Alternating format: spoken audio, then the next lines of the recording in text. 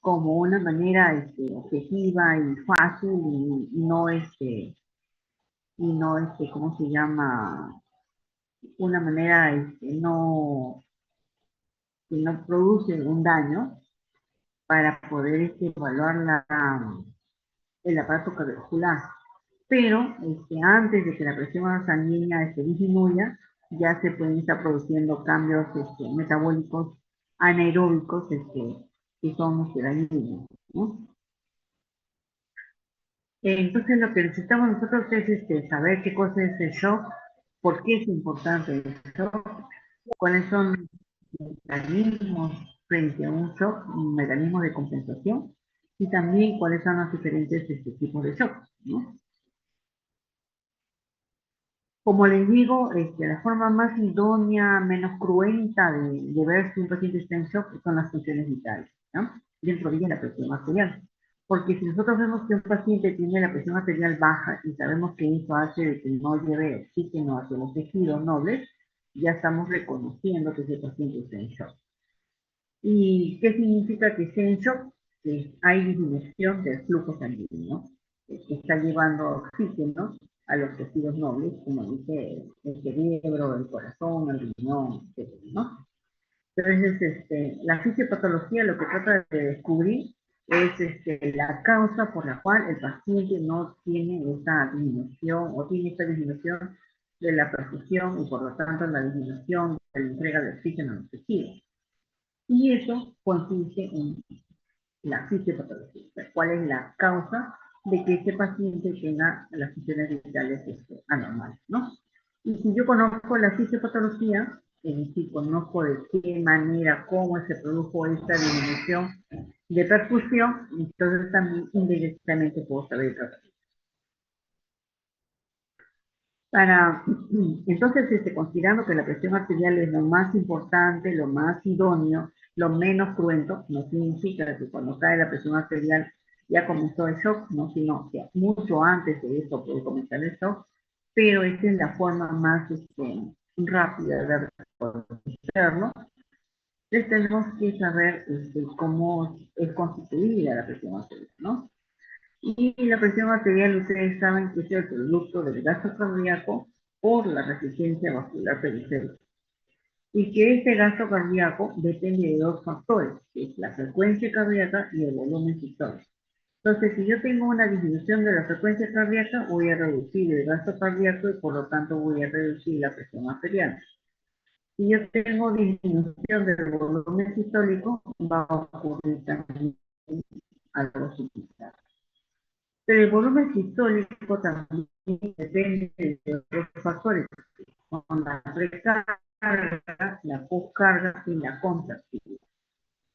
¿Qué significa la precarga? Significa la cantidad de sangre en volumen. Si yo tengo fiebre, disminuye su volumen circulante, por lo tanto disminuye la precarga, eso hace que disminuya el volumen sistólico, eso hace que disminuya el gasto.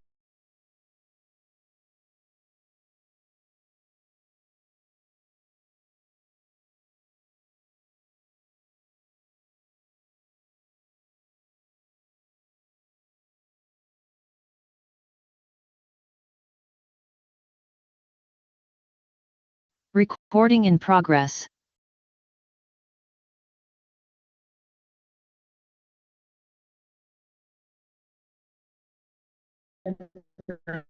También voy a tener una disminución de la contractilidad. Si es un paciente que tiene un infarto, entonces no funciona el ventrículo izquierdo, entonces no va a tener fuerza para llevar el volumen sistólico y por lo tanto va a disminuir el gasto cardíaco y va a disminuir la presión arterial. Entonces es importante que ustedes conozcan estos factores que van a involucrar el volumen sistólico. Por otro lado, tenemos la resistencia vascular periférica, que también tiene algunos factores, ¿no? Como la longitud del vaso, la viscosidad de la sangre y el diámetro del vaso. De los tres, el factor más importante es el diámetro del vaso. Entonces, si yo tengo una enfermedad donde el vaso sanguíneo está dilatado, es decir, no puede exprimir la sangre del vaso sanguíneo para que lo lleve hacia un tejido, entonces se va a producir también una disminución de la presión arterial y por lo tanto no va a llegar sangre hacia los tejidos con oxígeno. Sí, la viscosidad de la sangre también está disminuida, como en el caso de la anemia, por ejemplo. Entonces también va a reducirse la resistencia vascular periférica y se va a producir también una disminución de la presión arterial. Estos factores, la longitud y la viscosidad, está directamente proporcional a la resistencia. Es a más longitud, a más viscosidad, mayor resistencia. Mientras que el diámetro del vaso está inversamente proporcional a la resistencia. A mayor diámetro, menor resistencia y viceversa. Entonces, como decimos, el gasto cardíaco es el producto del volumen sistólico por la frecuencia cardíaca. Normalmente un paciente que mide más o menos 1,70 m, que pesa 70 kilos, su volumen sistólico aproximadamente es más o menos 60 mililitros. Mientras que la frecuencia cardíaca de una persona también de esa misma estatura es más o menos 70. Entonces, aproximadamente nuestro gasto cardíaco es 5 litros. Pero sin embargo, tenemos una reserva cardíaca. Es decir, por ejemplo, si nos dicen tienes que subir al quinto piso de la Facultad de Medicina corriendo en 1 minuto, uno lo puede hacer. ¿Por qué? Porque va a aumentar su gasto cardíaco, ya sea aumentando la frecuencia cardíaca o ya sea aumentando el volumen sistólico.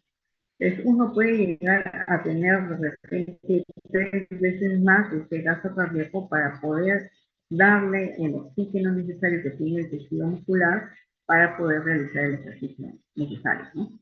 No todas las personas tienen este gasto cardíaco, esta reserva cardíaca, ¿no?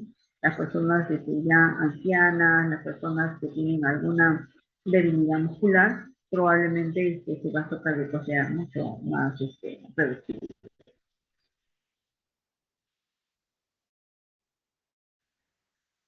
¿Qué cosa es precarga? Precarga, y que lo vamos a ver en este esquema, es la cantidad de sangre que se encuentra en los vasos sanguíneos, en el ventrículo derecho, el ventrículo izquierdo, en los vasos venosos, en los vasos arteriales, en el ventrículo izquierdo y el aurículo izquierdo, durante al final de la diástole. Entonces, al final de la diástole, todas las válvulas cerradas y tenemos todo este volumen. Cuando este volumen está, entonces eso vendría a ser la precarga, antes que comience la sístole. ¿En qué casos puede estar aumentado? Por ejemplo, un paciente que tiene una enfermedad que se llama diabetes insípida, donde, por ejemplo, puede consumir 10 litros de agua. ¿Ya?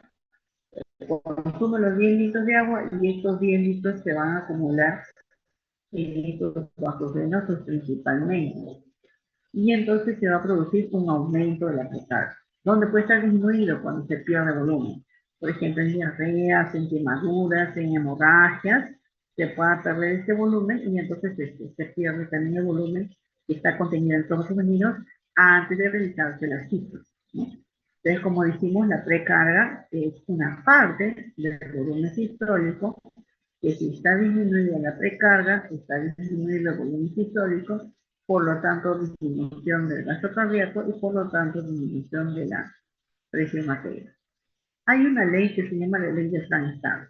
Supongamos ese paciente que les estábamos diciendo de que tenía diabetes insípida y que tomaba 10 litros de agua. Ustedes dirán, bueno, pues ese corazón se llenará de agua, ¿no es cierto? Se llenará de sangre, bastante líquido, y bueno, pues se va a hacer daño. Si este corazón tiene sus fibras cardíacas normales, se va a producir la ley de Frank-Starr, que dice, a mayor dilatación de las fibras cardíacas, mayor distensión de las fibras cardíacas, mayor fuerza de contracción, ¿no? Entonces, mientras el corazón esté sano, ¿no? Sus fibras miocárdicas estén adecuadas, se va a producir un mecanismo de compensación ante una gran volemia y ese es el aumento de la fuerza de contracción, ¿no? El otro factor que va a determinar el volumen sistólico es la contractilidad. Entonces, ¿cuándo está disminuida la contractilidad? Cuando, por ejemplo, hay un infarto del miocardio, una arritmia. ¿Cuándo está aumentada la contractilidad? Cuando yo le doy, por ejemplo, una sustancia que aumente las catecolaminas, ¿no? Por ejemplo, adrenalina, noradrenalina, van a producir este aumento de la fuerza de contracción.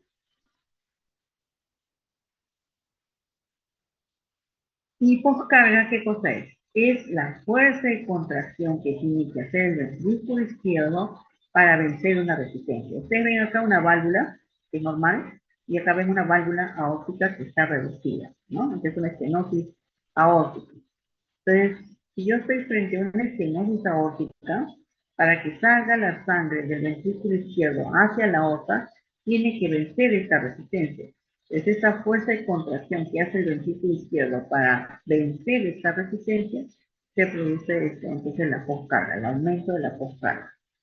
O puede ser como ocurre, por ejemplo, en los pacientes que son hipotensos, donde hay una vasoconstricción sistémica. Entonces también el miocardio tiene que ejercer mayor fuerza de contracción para poder vencer esa resistencia y llevar la sangre hacia los tejidos, ¿no? Es por eso que un paciente que tiene, por ejemplo, hipertensión, tiene que tomar su medicamento toda la vida. Porque si no lo hace, entonces se está haciendo de que el miocardio necesite mayor fuerza de contracción y al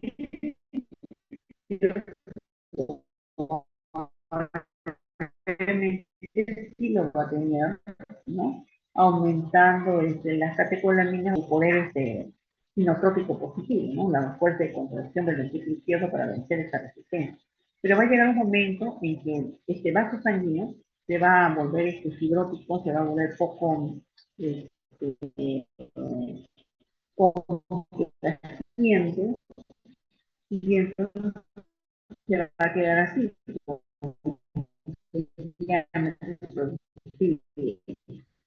Y va a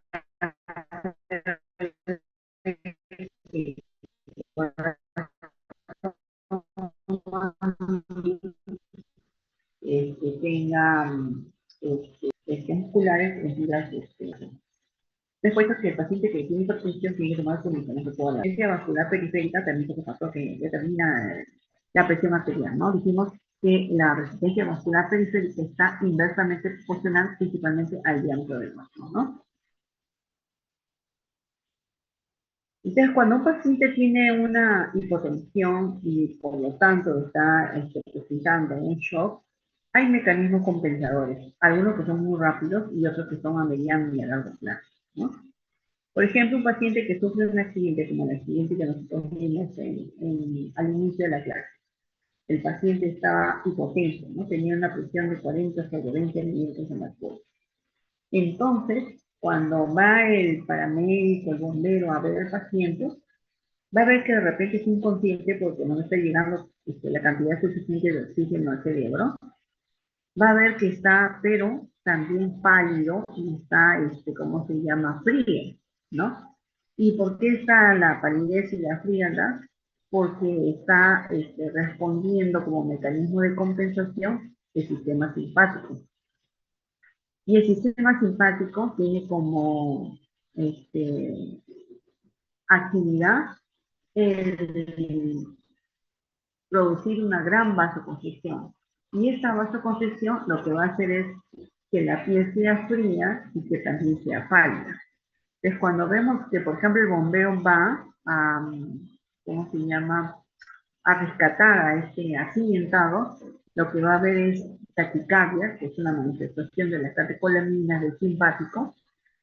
Va a observar también que el paciente está pálido, está frío, pero también que está sudoroso. Y está sudoroso porque también es una manifestación del simpático, ¿no? Porque el simpático también estimula las glándulas sudoríparas.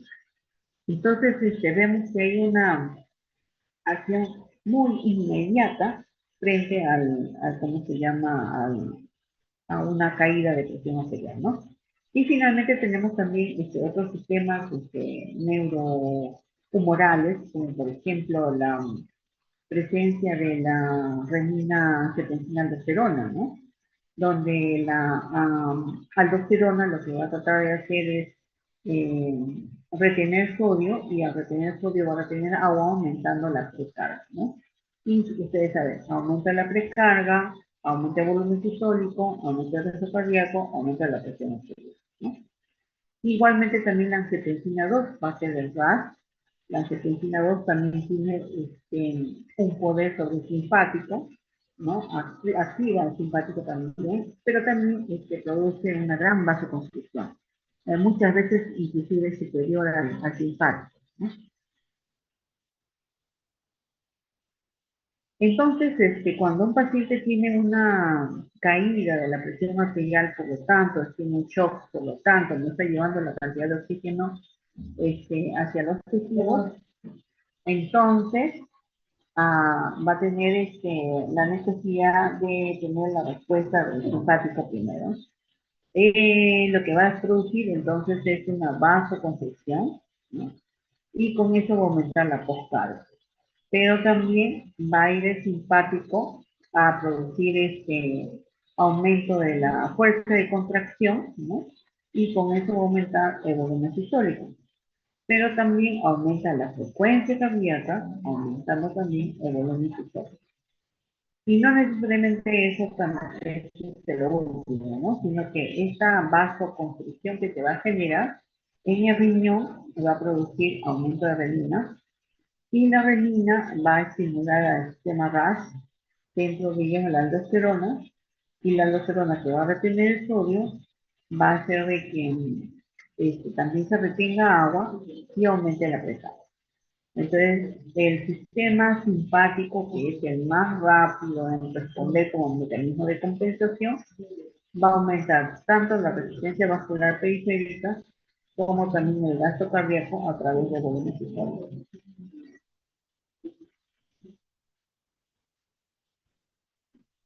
Entonces, la definición de shock sería un proceso agudo por el cual es el sistema cardiovascular incapaz de suministrar una cantidad de oxígeno adecuado para satisfacer las demandas metabólicas de los órganos, ¿no? Eso sería. Entonces, si yo no tengo oxígeno para producir un metabolismo aeróbico, se va a producir un metabolismo anaeróbico con producción de ácido láctico. Como les dije anteriormente, la caída de la presión arterial no significa el inicio del shock, ¿no? Probablemente el shock se inició antes y lo que estamos viendo nosotros es una de las consecuencias del shock, que es la disminución de la presión arterial. Es como yo puedo saber cuándo inició, cuando se realiza el metabolismo anaeróbico. Entonces, si yo hago un dosaje, por ejemplo, de un paciente que tiene aún su presión arterial todavía conservada por los mecanismos que acabamos de ver, y le determino la cantidad de ácido láctico y este está aumentado, entonces yo puedo decir el paciente ya está en shock, a pesar de que la presión arterial no esté totalmente disminuida, ¿no? Entonces, la presión arterial sí me puede determinar la cantidad de sangre y oxígeno hacia los tejidos, ¿no? Pero no es la presión arterial ni la sistólica ni la diastólica, sino es la presión arterial media, la que tiene una relación entre la presión sistólica y la presión diastólica, y si esta se encuentra en 60 milímetros de mercurio, eso me dice, me garantiza que está llegando la cantidad de sangre pertinente por lo menos a los tejidos nobles, ¿no? ¿Qué pasaría si no llega, no llega esta cantidad de sangre porque los mecanismos compensadores no son suficientes?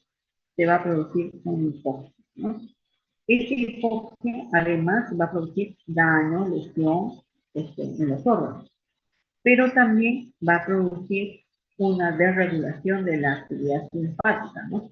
Entonces, la actividad simpática en cierto momento, inicialmente, puede ser un mecanismo compensador adecuado para aumentar la presión arterial, pero si esa hipotensión no se recupera, entonces ya produce un daño, una lesión endotelial. Esta lesión endotelial entonces activa a los factores de coagulación, produciendo un trastorno protrombótico, y entonces las bacterias, arteriolas van a tener presencia de trombos que van a contribuir a la disminución de la irrigación, ¿no?, de los tejidos, y a la hora de consumir estos factores de coagulación durante la formación de los trombos, se va a producir una hemorragia, en otros órganos, ¿no? Esto va a traer consigo entonces la muerte de células y la muerte de células va a generar estos componentes denominados DAM, que son células dañadas que van a desarrollar o activar al sistema inmune innato, el cual va a fagocitar estas células dañadas y van a producir citoquinas proinflamatorias. Estas citoquinas proinflamatorias además van a producir también gran vasodilatación que se va a finalmente llevar a lesión de diversos órganos y falla multiorgánica, ¿no? También va a haber hipovolemia y una hemorragia que va a producir un edema intersticial.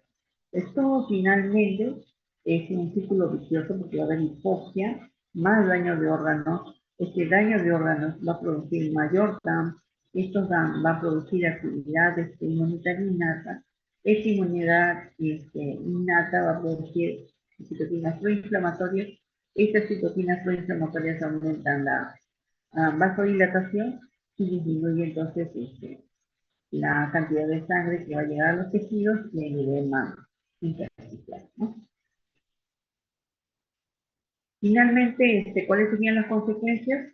La producción del metabolismo anaeróbico, ¿no? Este metabolismo anaeróbico que va a alterar el potencial transmembrana, aumentando la permeabilidad de las células y produciendo daño celular con aumento de radicalismo. ¿De qué manera se puede producir un shock? Por ejemplo, cuando hay una infección, ¿no?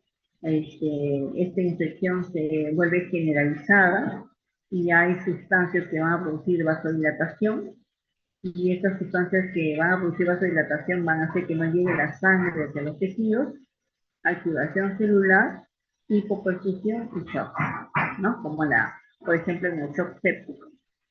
O puede ser que de repente haya una insuficiencia cardíaca, el corazón no tiene la fuerza necesaria para llevar la sangre a los con nutrientes hacia los tejidos, y por lo tanto hay una disminución de la perfusión de los tejidos y también se produce el shock, ¿no? En este caso sería el shock cardiogénico. O puede ser que de repente el paciente tenga un traumatismo de la columna y entonces se altera el sistema simpático.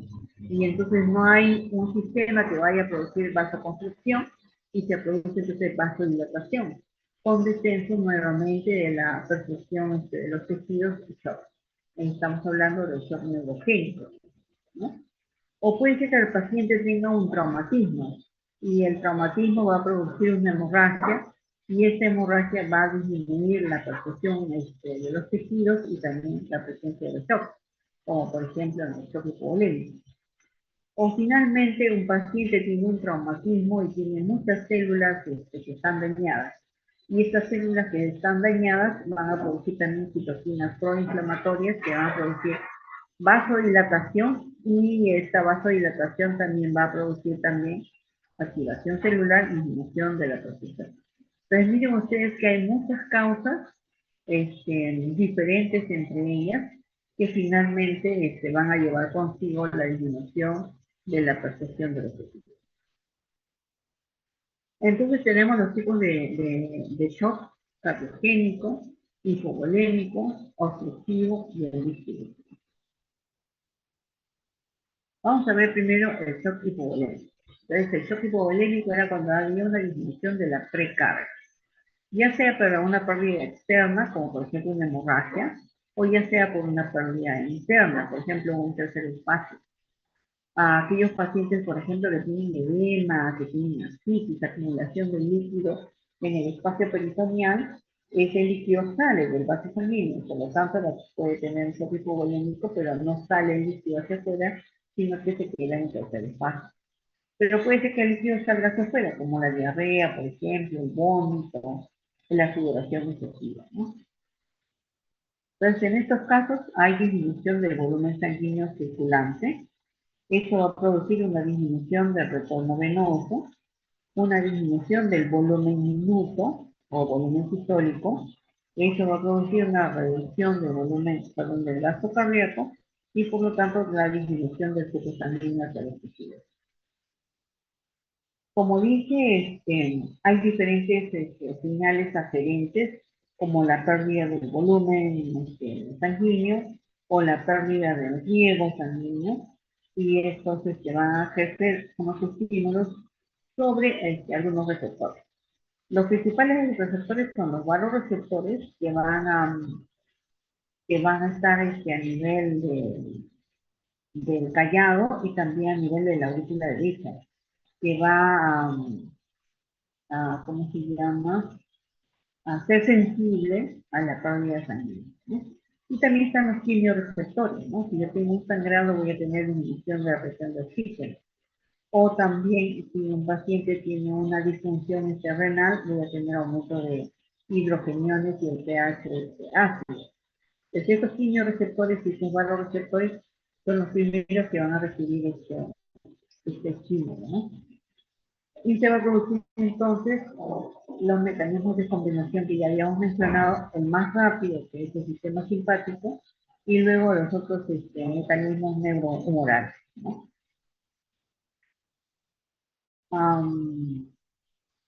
Entonces, cuando hay estos mecanismos de compensación, especialmente el simpático, como les dije, una manifestación de esta es la vasoconstricción que tiene el simpático, ¿no? Y esto va a producir frialdad y palidez de la piel. La estimulación simpática va a ir también a la glándula sudorípara produciendo sudoración. Va a ir al corazón produciendo un aumento de la frecuencia cardíaca por su efecto cronotrópico positivo y para producir taquicardia. Y a nivel de riñón, esta vasoconstricción va a generar oliguria y va a generar aumento de sustancias eh, derivadas de la urea en sangre. Y si la pérdida fundamentalmente es de tipo de eritrocitos, no solamente va a estimular el sistema cardiovascular y aórtico, sino que también a otras sustancias como la angiotensina 2 para producir vasoconstricción, adrenalina, noradrenalina y la aldosterona con la retención de solubilidad. Ahora vamos a ver el shock distributivo. En el shock distributivo lo principal es la vasodilatación. Es la sepsis, hipoxia, anafilaxia, pueden ser parte del shock distributivo. Entonces, ¿qué va a pasar? Nosotros tenemos acá un vaso sanguíneo normal y tenemos un vaso sanguíneo que está totalmente dilatado. Entonces, si está dilatado, lo que se va a producir una rémora, una retención de los glóbulos rojos a ese nivel. Y entonces no va a llegar hacia el corazón izquierdo para poder producir el gasto cardíaco necesario para poder solventar los requerimientos de los tejidos en el ejercicio.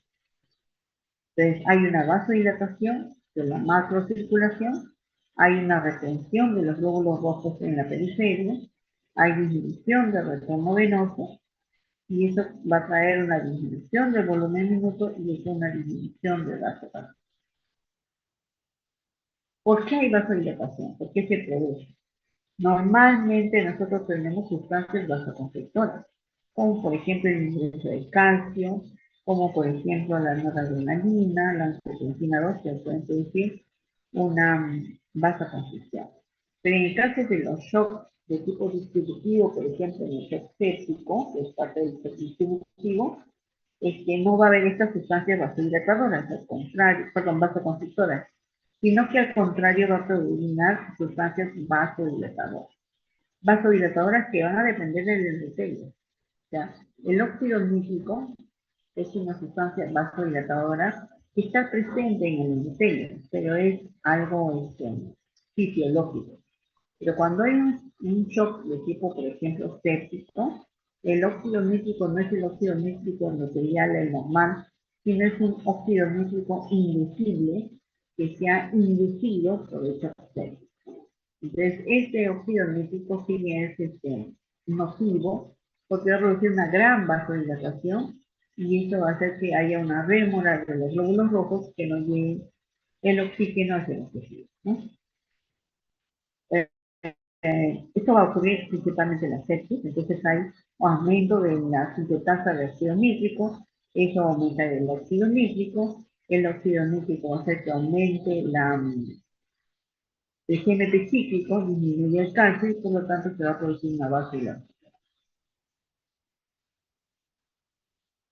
El shock neurogénico también pertenece al shock distributivo porque también hay una vasodilatación. Entonces se trata de la pérdida de la continuidad de las vías nerviosas vegetativas y por lo tanto simpáticas. Entonces, al no haber un sistema que vaya a eliminar catecolaminas para producir vasoconstricción, se va a producir también una vasodilatación. Entonces, esta vasodilatación va a hacer de que también no se lleve la sangre necesaria hacia los órganos móviles.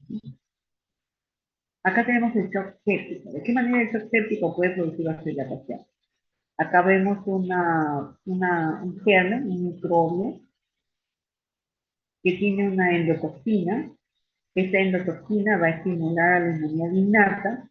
La inmunidad innata va a fagocitar a la endotoxina o al microorganismo y va a producir citoquinas proinflamatorias. Estas citoquinas proinflamatorias van a producir vasodilatación, aumento de la permeabilidad, aumento de la agregación plaquetaria y produciéndose el shock de tipo séptico.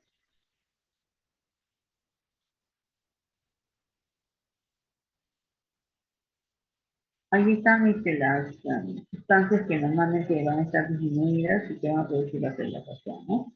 Lo que normalmente produce vasoconstricción, como la epinefrina, la vasopresina, la angiotensina 2, van a estar reducidas en el shock de tipo séptico. Y dentro de lo que es la vasopresina hay diferentes receptores. El receptor B3 de la vasopresina es la que va a producir la vasodilatación. Por eso este receptor está aumentado durante un shock de tipo séptico, ¿no? Acá vemos, estas son las bacterias. Las bacterias lo que van a hacer es producir una activación del sistema inmunoinnato, especialmente el macrófago. Se va a producir la fagocitosis del microorganismo y va a producir citoquinas inflamatorias, ¿no? Como por ejemplo el factor necroestimular alfa, la interleucina 1. Esta activación de las sustancias citoquinas proinflamatorias no solamente va a producir activación del endotelio y va a producir aumento del óxido nítrico, sino que también va a atraer mayor cantidad de células de la inmunidad innata, como por ejemplo el necrófilo, ¿no? Y se va a producir la activación también del complemento, ¿no? Ustedes saben que el complemento del C3A, el C5A, tiene que ver también con el proceso inflamatorio y también con sustancias que son mediadores inflamatorios como la histamina, prostaglandinas, que van a producir vasodilatación, ¿no? Entonces, esa sería la explicación de por qué en un shock séptico también va a haber vasodilatación. No sé si ustedes han escuchado, pero por ejemplo hay unas noticias muy antiguas un poquito, de una reina de belleza que van a un hospital porque tenían un proceso infeccioso y que salen sin pies y sin manos, ¿no? ¿Y por qué salen sin pies y sin manos? Porque hay una gran vasodilatación que va a comprometer la vida del paciente y entonces el tratamiento son vasoconstrictores. Entonces, cuando le administran los vasoconstrictores, los primeros órganos que van a sufrir la vasoconstricción para llevar sangre a los órganos nobles son los miembros vitales, ¿no?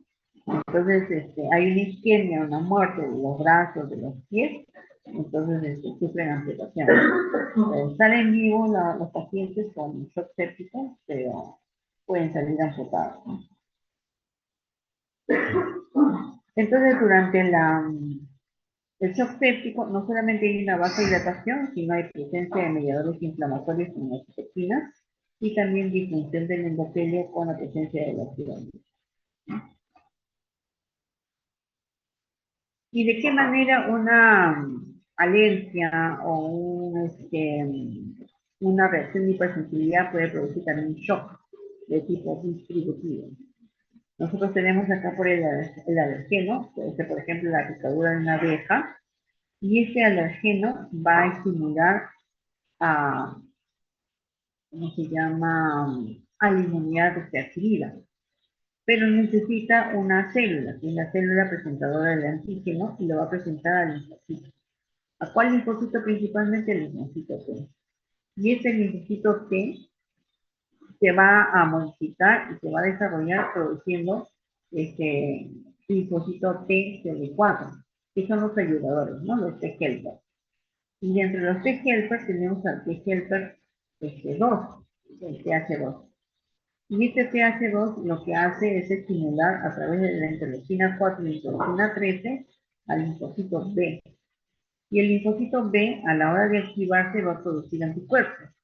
Los anticuerpos principalmente que va a producir son la inmunoglobulina E. Y la inmunoglobulina E se va a adosar a la pared del mastocito y va a producir la degranulación del mastocito.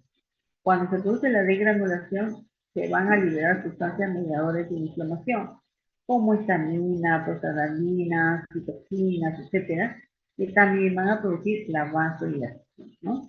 Entonces, puede ser que cuando, por ejemplo, va un paciente a una farmacia y dice, me duele la garganta, ponme penicilina, y le pone la penicilina, ahí mismo el paciente se cae al suelo. ¿Por qué? Porque el proceso anafiláctico hace que haya una vasodilatación y entonces no lleve irrigación hacia el cerebro. Entonces, al no llevarlo, el paciente se cae porque no está llegando oxígeno al cerebro, ¿no? Entonces, ¿cuál es el tratamiento? ¿Un antialérgico? No. ¿Líquido un suero? No. Ahí el tratamiento también es un vasoconstrictor. Por eso es que se le coloca adrenalina. La adrenalina no es un medicamento para la afección de hipersensibilidad, para alergia. Es un medicamento que va a producir vasoconstricción. Yo necesito que la sangre que está en la periferia sea drenada hacia los órganos nobles para que pueda recuperar el conocimiento, ¿no? Si no, no lo va a hacer. Entonces vamos a tener algunas diferencias muy básicas entre el shock hipovolémico, o sea, la pérdida de sangre, o la pérdida de líquidos, y el shock distributivo. En el shock hipovolémico sí hay salida de líquido, ya sea un tercer espacio hacia afuera, pero sí hay reducción de líquido de la fecal. Mientras que en el shock distributivo no, el líquido se mantiene en los vasos sanguíneos, solamente que está en la periferia. En relación a los vasos sanguíneos, en el shock hipovolémico como mecanismo de compensación del simpático va a haber una gran vasoconstricción. Por eso el paciente va a estar pálido y va a estar frío. En cambio, en el shock distributivo, el mecanismo fisiopatológico es una gran vasodilatación. Como hay una gran vasodilatación, la piel ya no va a estar fría, sino va a estar caliente. Y ya no va a estar tampoco pálida, ¿no? Sino va a estar roja. Por eso es que los pacientes que tienen shock anafiláctico, ustedes van a ver pacientes hinchados, rojos, ¿no? ¿Por qué? Porque hay esta vasodilatación. Luego vemos el shock cardiogénico. El shock cardiogénico, como su nombre lo dice, es la disminución de la función del corazón, y eso va a hacer que se produzca una disminución ¿cómo se llama?, del gasto cardíaco, ¿no? Puede ser cualquier enfermedad del corazón que finalmente haga que haya una disminución de su motilidad, de su contractilidad, y eso va a traer consigo una disminución ¿se acuerdan? Contractilidad, disminución del volumen sistólico, y esa disminución del volumen sistólico disminuye el gasto cardíaco, y esa disminución del gasto cardíaco disminuye pues la disponibilidad del flujo sanguíneo de los tejidos, ¿no? Entonces, cuando hay una lesión del corazón, miren lo que pasa, ¿eh? Supóngase que esta es una lesión del corazón, acá vemos un corazón, y de la mitad para allá es el corazón izquierdo, y la mitad para acá es el corazón derecho, ¿no?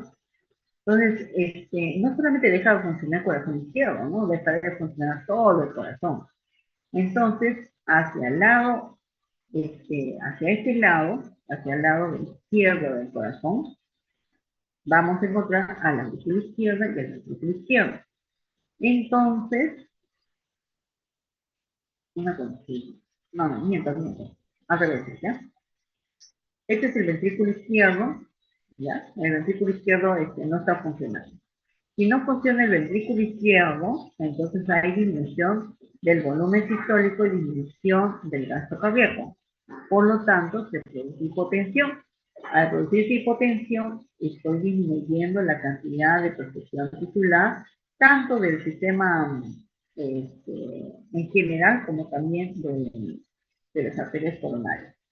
Y entra a jugar los mecanismos compensadores del simpático con taquicardia, vasoconstricción, que aumentan más la isquemia y producen mayor cantidad de ácido. Esto es si está afectado la parte izquierda del corazón. Si está afectada la parte derecha, o sea, la sangre viene así, del lado derecho, corazón, y va al lado izquierdo. Pero si está afectada esta parte de acá, es como si estuviese obstruido, ¿no? Y entonces no pasa por el corazón. Entonces hay un aumento de la presión diastólica. ¿Por qué? Porque se está llenando el corazón de sangre, el corazón derecho se está llenando de sangre. Y como detrás del corazón derecho se encuentra el pulmón, va a haber congestión pulmonar y se va a producir el edema pulmonar. Al producirse edema pulmonar va a generar mayor hipoxia y esa hipoxia va a producir mayor isquemia y va a producir también mayor apoptosis. ¿Tiene mecanismos de compensación el corazón? Sí, sí tiene mecanismos de compensación. Ya habíamos mencionado al mecanismo de Frank-Starling, que es el aumento de la fuerza de contracción cuando hay una dilatación, una distensión de sus vasos, de su músculo, ¿no? La hipertrofia del miocardio también, ¿no? A veces la hipertrofia del corazón llega a ser tan grande que puede ocupar toda la caja torácica. También los reflejos simpáticos a través de la frecuencia cardíaca y el efecto cronotrópico y notrópico positivo. Y finalmente el sistema renina-angiotensina 2, ¿no? ¿Qué hace la angiotensina 2? Además de producir gran vasodilatación, activa el simpático, va a producir también a nivel de la corteza suprarrenal la estimulación del RAS, ¿no? De la aldosterona, ¿no? Va a producir vasoconstricción no solamente de las arterias, sino también de las venas, y a nivel de hipófisis va a producir también aumento de la presión, ¿no? Y finalmente tenemos el shock obstructivo. El shock obstructivo quiere decir que no llega el flujo sanguíneo a los tejidos, pero la enfermedad no está en el corazón. Eso significa el shock obstructivo. Como por ejemplo en la embolia pulmonar, en el neumotórax, en el hemopericardio, les he visto a veces puesto una, un ejemplo, ¿no? Por ejemplo, dice acá, joven universitario camina por la avenida Nazarenas, a la autora Vilma le gusta caminar también por esa avenida, y es interceptado por un delincuente, y al ver que no tenía dinero, lo fusilan en el tórax. Entonces sale la noticia, joven acuchillado en estado crítico, ¿no? Van los bomberos, y entonces los paramédicos constatan que su presión arterial está disminuida a 40 sobre 30 milímetros de mercurio, pero su mecanismo de compensación del sistema simpático hace que su frecuencia cardíaca esté aumentada, ¿no? Luego llegan al hospital y constatan que el paciente tiene trastorno de conciencia porque no llega cantidad de oxígeno a su cerebro, tiene taquicardia porque es un mecanismo de compensación, tiene hipotensión porque no está llegando la cantidad de sangre suficiente para producir el gasto cardíaco, tiene retardo del llenado capilar. Ustedes, si se pellizcan ustedes su dedo a nivel de la uña, van a ver que se pone blanco y rápidamente se pone rosado, ¿no? Ese llenado capilar. Pero si ese llenado capilar se tarda en volverse rosado, quiere decir que es una forma de saber de que hay disminución de estos animales. Y miren la radiografía que presenta, ¿no? La radiografía hay un gran, súper gran corazón. ¿Pero por qué hay un gran corazón? Porque cuando lo acuchillan al corazón y entonces se genera una hemorragia entre el pericardio y el corazón, ¿no? Como si hubiese una bolsa llena de líquido fuera del corazón,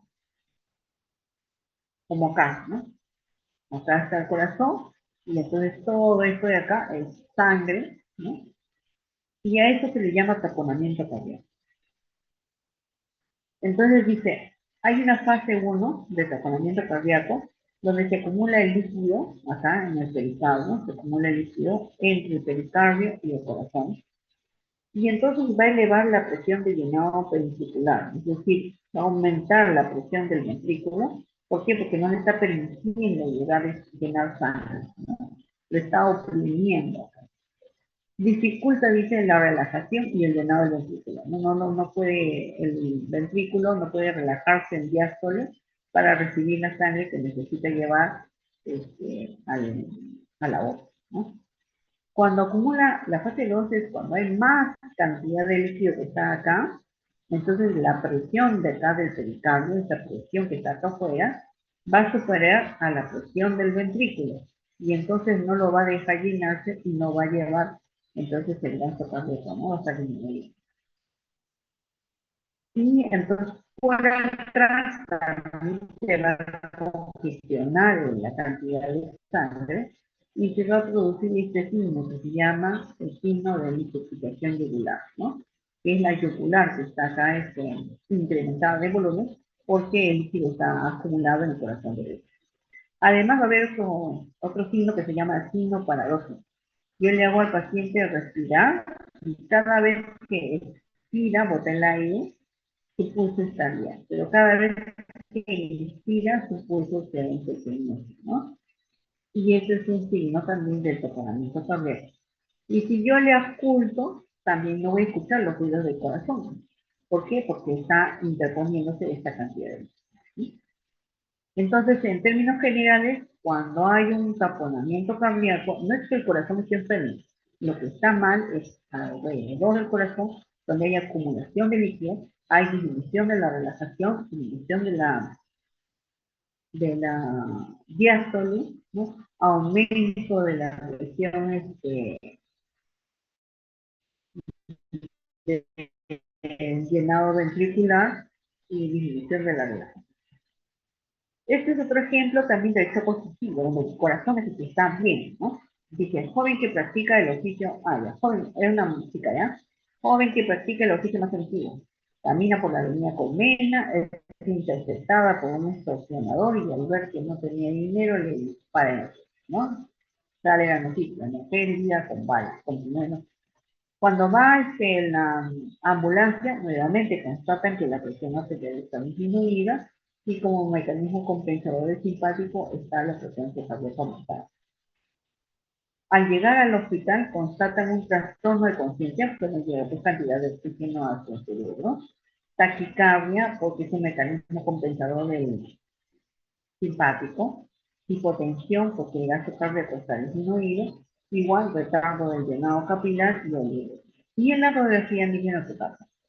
Le disparan y entonces se llena de aire la cavidad pleural y el pulmón se empequeñece, ¿no? Está llenecito.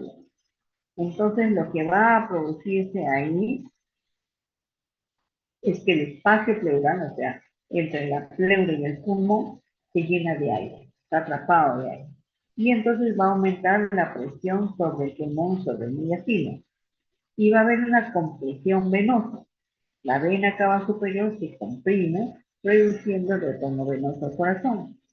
Por lo tanto, el gasto cardíaco va a estar disminuido.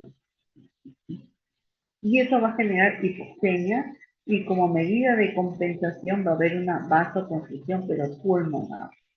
Desde el capilar pulmonar va a producirse una vasoconstricción y eso va a disminuir también la posibilidad de la oxigenación, ¿no? Produciendo mayor cantidad de hipóxia.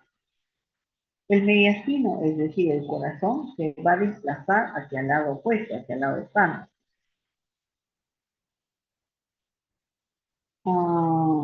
Y entonces se produce el shock obstructivo, ¿no? Porque todo este movimiento de órganos del tórax por esta acumulación de aire va a hacer de que oprima o comprima el retorno venoso para que disminuya el vasopatía, ¿no? Entonces, en resumen, voy a tener una obstrucción física del retorno venoso, una disminución del volumen minuto, una disminución del gasto cardíaco y una disminución de la disponibilidad de flujo sanguíneo hacia el cerebro. En resumen, entonces, cualquier mecanismo que me vaya a producir un shock va a manifestarse por la disminución del flujo sanguíneo. Eso va a producir disminución de cantidad de oxígeno en los tejidos. Eso va a hacer que disminuya la producción de ATP y por lo tanto se va a activar la glicólisis anaeróbica, formando mayor cantidad de ácido láctico. Y esta cantidad de ácido láctico aumentada va a alterar la función de la bomba de potasio ATPase. Va a alterar la permeabilidad de la membrana celular, va a destruir las células y van a producirse enzimas proteasas, van a producirse sustancias reactivas de oxígeno este, que van a dañar. Muy bien, ¿alguna pregunta?